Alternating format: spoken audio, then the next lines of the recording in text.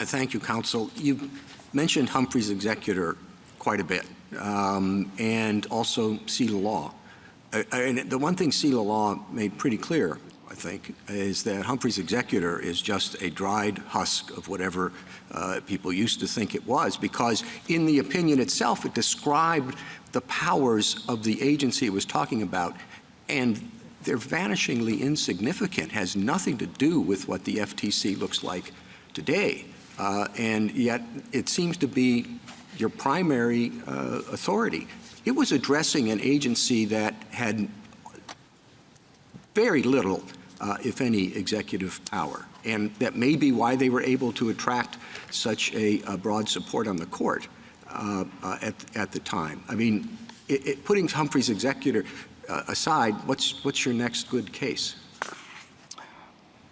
We have two other cases in which the court has had occasion to assess the constitutionality of a single layer of for-cause removal protection applicable to a multi-member commission. And those two cases are Weiner v. United States and Free Enterprise Fund. In both of those cases, the court unanimously concluded that a single layer of for-cause removal protection does not offend the separation of powers, even with respect to agencies that were wielding what everybody today would consider significant executive authority. Well, certainly Weiner is sort of a protege of Humphrey's and does exercise significant authority, but of an adjudicative nature. And I don't know if that, again, should be considered in a direct line from Humphrey's or an entirely different situation involving adjudicative authority that the court did not say in deciding Humphrey's was at issue. A couple of responses to that, Mr. Chief Justice.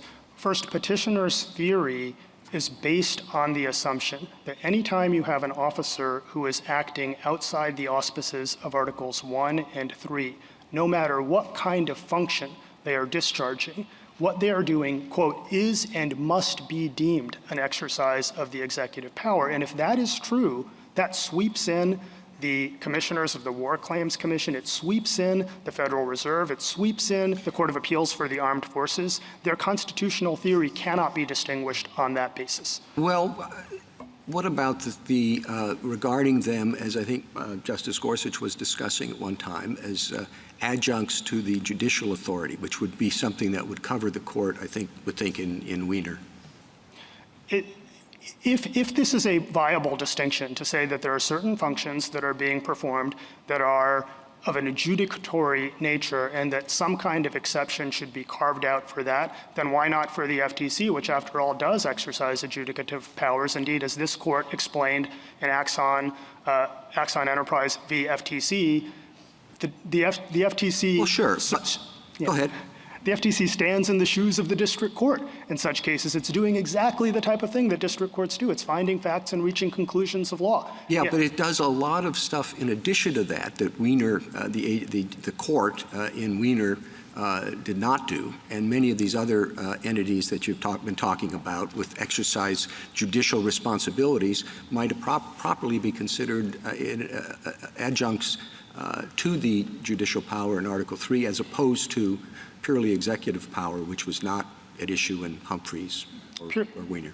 Two responses to that, Mr. Chief Justice. Sure. In Weiner, the claims commission members were making final and unreviewable determinations with respect to claims for compensation, and they were getting no judicial review. That was final determination, but the more important point is that in Free Enterprise Fund, there was all manner of executive authority that was being wielded by we're not talking about the 1935 FTC, we're talking about the 2010 Securities and Exchange Commission and the 2010 Public Company Accounting and Oversight Board. This court characterized the board's functions as involving enormous power to regulate an entire industry. Nobody would say that that was not executive, and nevertheless, the court unanimously concluded that a single layer of for-cause removal protection, exactly what we have here, is constitutionally permissible.